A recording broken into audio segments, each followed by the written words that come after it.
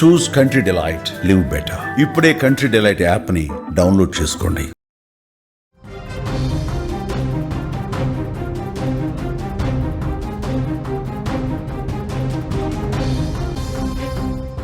Big breaking news చూస్తున్నాం. కూకట్పల్లి బాలిక హత్య కేసులో ఇంకా మిస్టరీ వీడలేదు.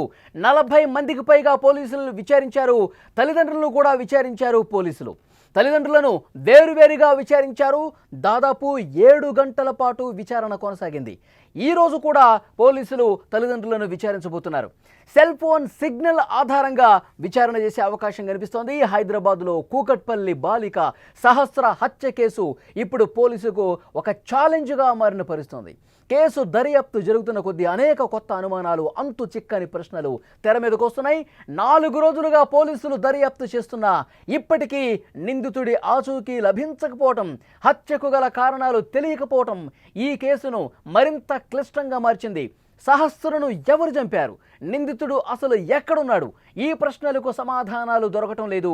ఈ మిస్టరీని ఛేదించడానికి 5 ప్రత్యేక పోలీసు బృందాలను ఏర్పాటు చేసి దర్యాప్తును ముమ్మరం చేసినటువంటి పరిస్థితి ఉంది.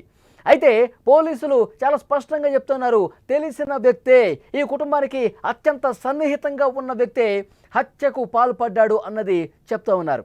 ఈ కేసు దర్యాప్తులో పోలీసులు అనుమానితుల జాబితాలో 40 మందిని గుర్తించారు. ఆ 40 మందిని పిలిచారు. ఆ 40 మందిని విచారించారు. కానీ ఎలాంటి క్లూ అనేది లభించలేదు. ఇప్పుడు పోలీసుల దృష్టి ప్రధానంగా సహస్ర తల్లిదండ్రుల మీద పడింది. నిన్న పోలీసులు సహస్ర తల్లిదండ్రులను కూకట్పల్లి పోలీస్ స్టేషన్కి పిలిపించి విచారించారు. 7 గంటల సేపు వాళ్ళని వేరువేరుగా ప్రశ్నించిన పరిస్థితి. ఈరోజు కూడా విచారణ అదేవిధంగా కొనసాగే అవకాశం ఉంది. మరోవైపు ఈ మధ్యకాలంలో కుటుంబ కలహాలు ఏమైనా జరిగినాయా, పాత కక్షలు ఏమైనా ఉన్నాయా, ఈ కోణంలో కూడా దర్యాప్తు కొనసాగిస్తున్న పరిస్థితి.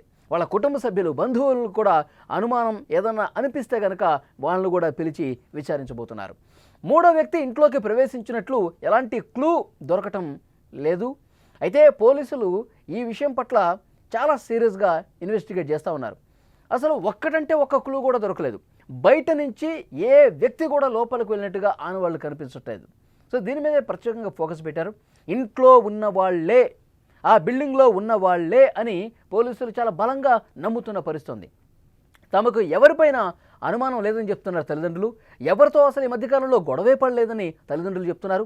పోలీసులు ఈ విషయాలన్నీ తెలిసిన తర్వాత ఎటువంటి నిర్ణయానికి రాలేకపోతున్నారు. ఈ నేపథ్యంలో పోలీసులు ఈ కేసును మరింత లోతుగా దర్యాప్తు చేస్తున్నారు. సెల్ ఫోన్ సిగ్నల్స్ ఆధారంగా కూడా పోలీసులు దర్యాప్తు చేస్తున్నారు.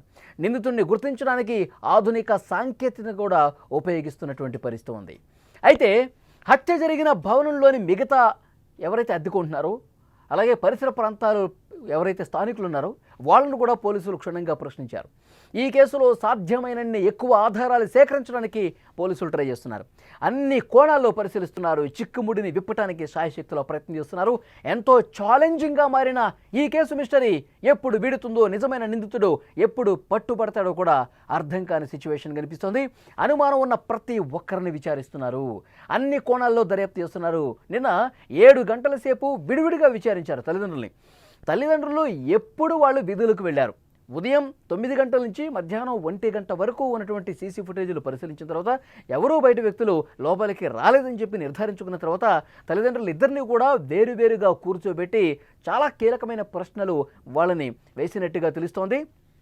తల్లిదండ్రులు, తల్లి ఎన్ని గంటలకు బయటికి వెళ్ళింది, తండ్రి ఎన్ని గంటలకు బయటికి వెళ్ళారు, ఇద్దరూ ఒకే సందర్భంలో వెళ్ళారా, ఇద్దరిని ఈ ప్రశ్నలు అడిగినప్పుడు ఒకే విధంగా సమాధానం చెప్తున్నారా లేదా, అన్ని కోణాల్లో కూడా దర్యాప్తు ముమ్మరంగా కొనసాగుతున్న పరిస్థితి. ముందుగా చూసింది తండ్రే. ముందుగా ఈ విషయం చూసి కింద ఆ అపార్ట్మెంట్లో ఎవరైతే అద్దెకుంటున్నారో ఆ కుటుంబాలకు కూడా చెప్పింది తండ్రి. ఆ తర్వాత పోలీసులకు ఇన్ఫామ్ చేసింది తండ్రి. తర్వాత ఈ కుటుంబానికి అత్యంత దగ్గరగా ఉన్న వాళ్ళకి ఈ సమాచారం పంపించింది తండ్రి. తల్లికి కూడా చెప్పింది తండ్రి. కాబట్టి ముందుగా ఈ విషయానికి సంబంధించి తెలిసింది తండ్రి. కాబట్టి తండ్రిని చాలా ప్రత్యేకంగా ఒక గదిలో కూర్చోబెట్టి విచారిస్తున్న సమాచారం వస్తుంది. మీకు ఇంకా ఎవరి మీదైనా అనుమానం ఉందా? మీరు ఒక మెకానిక్గా పనిచేస్తూ ఉన్నారు. మీ దగ్గరికి ఎంతోమంది పనులు చేయించుకోవడానికి వస్తూ ఉంటారు.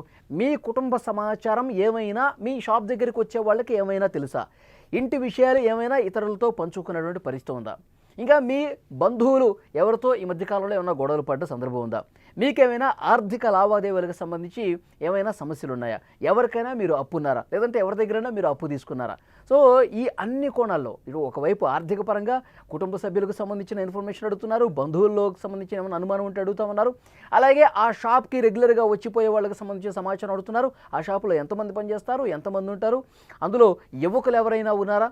ఈ అన్ని కోణాల్లో దర్యాప్తు చేస్తున్నారు. కానీ ఇంతవరకు ఎలాంటి ఆధారం లభించలేదు. అనుమానం చాలామంది ఉంది. 40 నుంచి 50 మందిని పిలిచారు, పోలీస్ స్టేషన్కి పిలిచారు, విచారిస్తూ ఉన్నారు, వాళ్ళు కాల్ డేటా పరిశీలిస్తూ ఉన్నారు. కానీ ఇంకా ఎలాంటి ఆధారం దొరకని పరిస్థితుంది.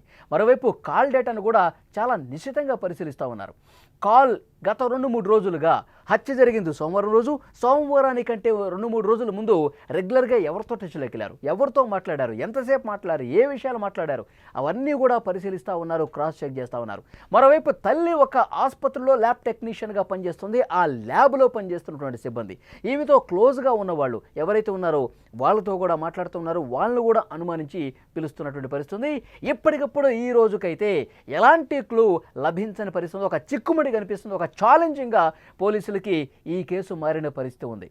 సో డెఫినెట్గా ఎట్టి పరిస్థితుల్లో ఛేదిస్తామని చెప్తున్నారు. తల్లిదండ్రులను కూడా ఏదో లైట్గా తీసుకునే అవకాశం లేదని కూడా పోలీసులు చెప్తూ ఉన్నారు. ఏమైనా కావచ్చు, తల్లిదండ్రుల మీద కూడా అవసరమైతే అనుమానం వ్యక్తం చేసి ఆ కోణంలో కూడా చాలా బలంగా ప్రశ్నిస్తామని పోలీసులు చెప్తూ ఉన్నారు. సో ఏది ఏమైనప్పటికీ వాస్తవం వెలుగులోకి రావాలి. తప్పు చేసింది ఎవరో తెలియాలి, హత్య చేసింది ఎవరో తెలియాలి, ఆ హంతకుడు ఎవరన్నది ఎట్టి పరిస్థితుల్లో కనిపెట్టి తీరుతామని పోలీసులు చాలా స్పష్టంగా చెప్తున్నటువంటి పరిస్థితి. ఒకరోజు లేట్ అవుతుందేమో, 2 రోజులు లేట్ అవుతుందేమో, కానీ పట్టుకోవటం మాత్రం పక్కా అని చెప్పి పోలీసులు చెప్తున్నారు. చాలా సీరియస్గా ఇన్వెస్టిగేట్ చేస్తున్నట్టుగా పోలీసులు చెప్తూ ఉన్నారు. ఇది మొత్తం పరిశీలించిన తర్వాత ఈ వీడియో చూస్తున్న ప్రతి ఒక్కరూ కూడా రియాక్ట్ అవ్వండి, స్పందించండి. 10 ఏళ్ల బాలిక సహస్రను అత్యంత దారుణంగా, క్రూరంగా ఒక కత్తి తీసుకొని మెడ భాగంలో 14 ఘాట్లు కనిపిస్తూ ఉన్నాయి, పోట్లు కనిపిస్తూ ఉన్నాయి. శరీరం మొత్తం కూడా చూసుకుంటే 20 చోట్ల బలమైనటువంటి కత్తితో చేసిన గాయాలున్నాయి. చాలా దారుణమైన విషయం. ఒక్కసారిగా హైదరాబాద్ మొత్తం ఉలిక్కి పడినటువంటి పరిస్థితి. ఇంట్లోకి ప్రవేశించిన ఆధారం కనిపించట్లా. మరి పట్టపగలు ఉదయం 10 గంటల సమయంలో ఇంట్లోకి వెళ్ళి మరి ఇంత దారుణంగా పైశాచికత్వంగా ప్రవర్తించి చంపేశారంటే చాలా దారుణం ఇది. సో పోలీసులు అందుకే ఈ కేసుని చాలా సీరియస్గా తీసుకున్నారు, అందరినీ విచారిస్తూ ఉన్నారు. మీకేం అర్థమైంది? ఎవరిని ఇంకా అనుమానించాల్సినటువంటి అవసరం ఉందని చెప్పి మీరు భావిస్తూ ఉన్నారు? కామెంట్ బాక్స్లో తెలియజేయండి.